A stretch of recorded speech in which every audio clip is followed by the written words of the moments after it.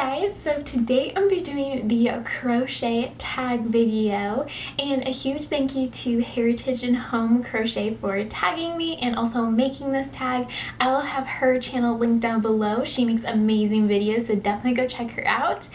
But I've already actually filmed this video once, and it was a 30-minute video, it was way too long. So I'm actually refilming it, and I'm going to keep my answers very just concise and short. So if there's more, if you want more like follow-up answers and things like that, just let me know in the comments below, and I'll make sure to respond. If you guys are like, wait, I want to know more about that, just let me know, and I will reply and answer back to you.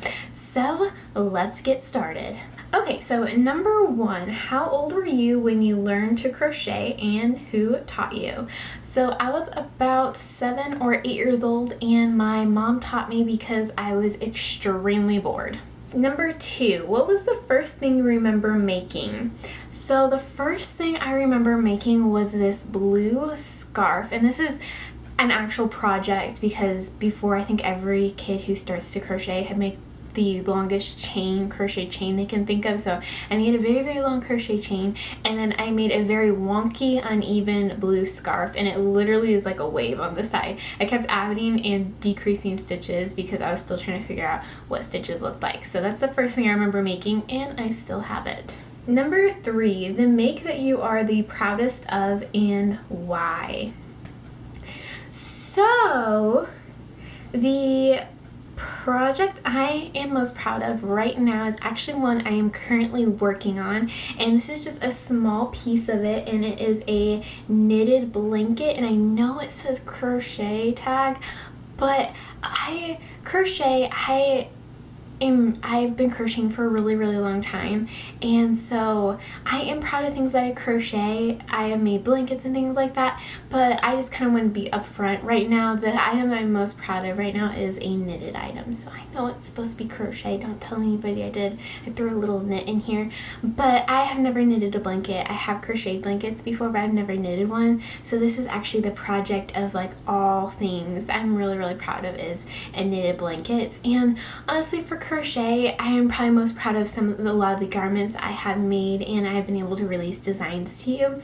So that's probably my favorite, like crochet garments. Just pretty much every garment I make I'm very proud of. But right now in my moment, I'm really proud of a knitted blanket.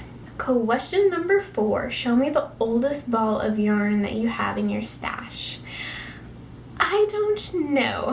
I actually just went through my yarn and I got rid of some, which I know is like every maker's nightmare, but it was kind of getting out of control, so I got rid of a lot. So I probably got rid of my oldest skein of yarn. I think probably it's some sort of sock yarn that I've had in my stash for a while, so I'd probably say it's definitely one of those. I just don't know which one, what has been lingering in my stash for a long time.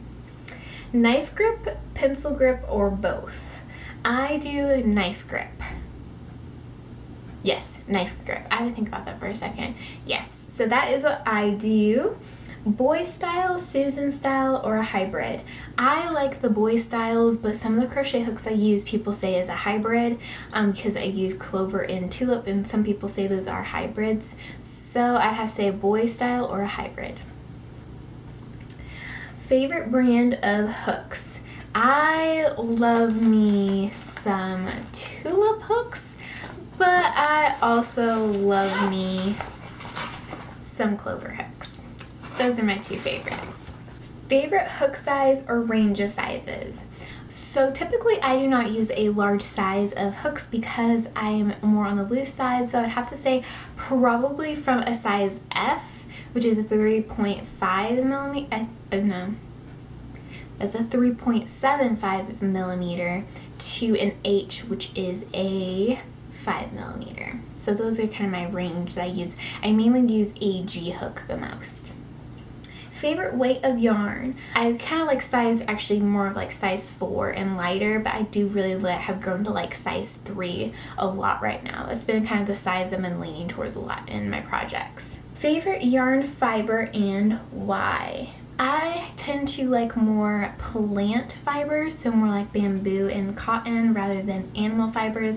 I still do buy a lot of acrylic yarn just because that's very easy to find at the store, but if I had to choose, I would probably say for like a bamboo type yarn is my favorite. It's very lightweight and very, very soft. Feature one of your favorite yarns. So this is kind of like a new favorite because I don't really have an all-time favorite, but this one I really, really like. And speaking of bamboo, it is called Bambootiful. So it's kind of a play off of the word beautiful. And this is from Yarn Bee, which is Hobby Lobby's brand.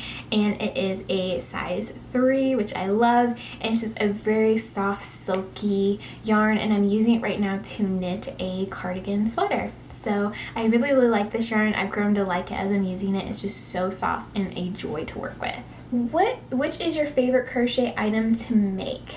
So I love making garments. If you cannot tell, a lot of my patterns are garments.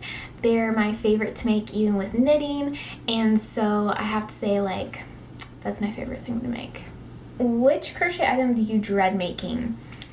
I'm not a huge fan of making children items just because I don't really have any children in my life right now. All my cousins and things like that, they're now older. They used to be little spuds, but now they're all older and they're more in like upper elementary. So I don't really make things for kids, so I don't really have a reason to. It's not really that I dread making it, I just don't really have a reason to make it, and I'd have to have a person in mind for me to make something for a child. I could not just make it for funsies type thing. What's one crochet item that you have yet to make? A swimsuit. I have never made a swimsuit and I do not want to make a swimsuit. Describe your color palette. It depends on the season. So towards fall, fall I tend to go for more like rich jewel autumn tones, and then winter I go more towards like blues and softer colors, and spring and summer I tend to go more towards vibrant colors. So I kind of just depends on my season as my color palette, and I typically go for more like softer medium tones than very bright and vibrant tones. Give us your go-to crochet hack. My biggest crochet hack, I guess you could say, is if you find that your edges are rolling with your actual crochet chain, your beginning chain, your crochet chain, and you find that the edges are rolling, try chaining with a size bigger hook, and then when you're gonna go work across it, change into the size you're supposed to use, or you can always use the bigger size. Just don't get too carried away with being too loose, or you'll notice a little bit of a difference. But having a looser chain helps it not to be so tight, which will cause it to roll. So anytime I make a blanket, I tend to go up a size whenever I do my crochet chain, so it does not roll up whenever I work across it. What are your thoughts on crochet currently being a trend and on crochet being mass-produced by online shops and clothing stores? I'd have to say that I think crochet has always been in the stores, but I think since it has become more trendy, it's becoming more recognizable. So with like bags, granny squares, stuff like that, people are recognizing that it is crochet, and crochet is something that cannot be mimicked by a machine. It has to be handmade. There is no machine out there that can do crochet stitches. So I think that it's just people recognize it now, and they're seeing like it has always been mass produced, but I think now people are actually seeing it, because I remember years ago crocheted bags made out of like nylon. Those were very, very trendy and they were being mass produced, but no one said anything because I don't think people really recognized that it was crochet. Where now if you see granny squares with like the cardigans and things like that, I think that people notice it and they're like, wait a minute, that has to be handmade. That cannot be actually like made by a machine, and people are getting really upset about that. I kind of think like we've always had it, but people just didn't notice it like they do now, because there's more people aware of crochet because it became very, very trendy, especially during the pandemic and everything.